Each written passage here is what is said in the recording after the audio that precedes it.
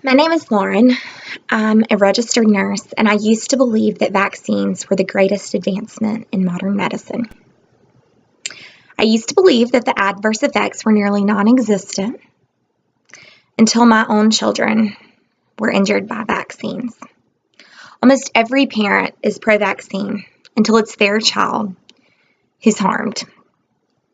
It's time that I tell my story and quit allowing the opinions of others to intimidate me into remaining silent. Vaccine injury is not rare. My first child was vaccinated on the recommended schedule, and to my knowledge at the time, she had no adverse effects. A few years later, when questioning vaccines became more mainstream, I started looking into things on my own. I found out that the rotavirus vaccine can cause intussusception. In 2008, just a few weeks after my oldest child received the rotavirus vaccine, she was hospitalized with intussusception. I was never told by her doctors that a vaccine could be blamed for her illness, and by the time that I found out, it was too late for vaccine court. I still believe that the risk of vaccines were worth the benefits, and I continued to vaccinate my children, but on a delayed schedule. In 2015, I had to put my children in daycare while I was working and going to school. And in Mississippi, children are required to be up to date on vaccines to attend school or daycare, as there's no religious or personal exemption. So I took my children to receive just enough vaccines so that they would be considered compliant. Over the next few days, my son had a fever that reached 104 degrees. Over the next few weeks, my once happy 1-year-old turned into a completely different kid. At daycare, he would sit and stare into space. He showed no interest in toys or other children. He would cry inconsolably at times. During that time, he continued to have fevers off and on of 100 to 103 degrees. I knew something wasn't right. I took him to the doctor several times, over and over, and was told that he must have a virus. Then I received a phone call from the daycare that he'd been having inconsolable crying spells, followed by falling asleep in the floor for several hours, and that something wasn't right and that I should come and get him.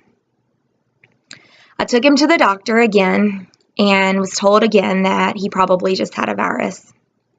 He screamed that entire night, and the next day, I spent 4 hours trying to console him while he writhed, thrashed, and slung his head back, arching his head back over and over. He wouldn't eat, he wouldn't interact, and I felt like no one would help me. I finally called the doctor's office and let them know that we were coming in. After the doctor saw what was going on, he sent us to Le Bonheur Children's Hospital in Memphis. We spent over a week in Le Bonheur. On our third day there, my son would not make eye contact. He couldn't talk. He couldn't walk. And he spent the whole day thrashing, screaming, arching his back, throwing his head back over and over.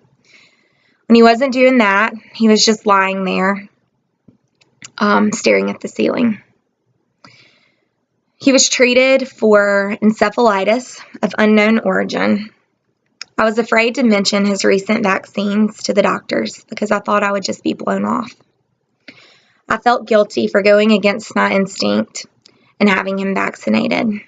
Thankfully, my son made a full recovery. At our follow-up visit, I worked up the nerve to ask his doctors if his illness could have been related to his vaccines.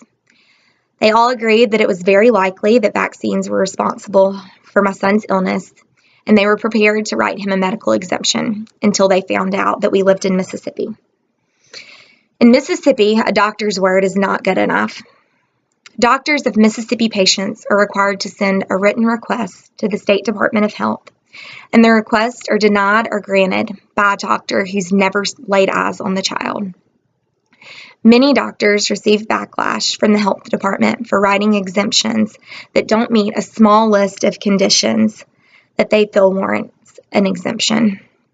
Even though his reaction fell well within those guidelines, his Tennessee doctors were too intimidated by that policy to write him an exemption.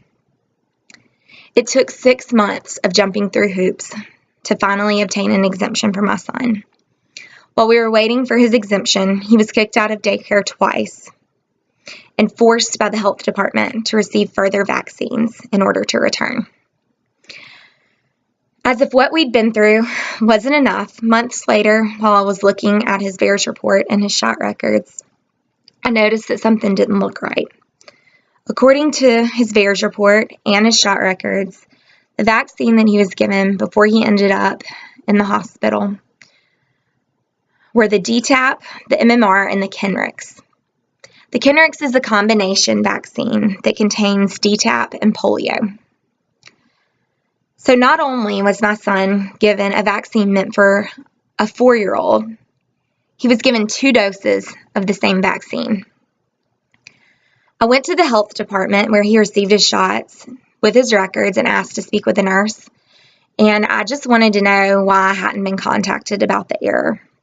I was treated horribly and told that vaccines never hurt people. This is the way that parents with vaccine-injured children are routinely treated by the medical community. Like our concerns are not legitimate, and frankly, like we're crazy. This is why I want you to hear my story and the stories of so many other parents with similar stories. I want you to know that vaccine injury is not rare. It's happening every day, and it's destroying lives and families. And instead of taking steps to fix this, our government is doing everything they can to cover it up.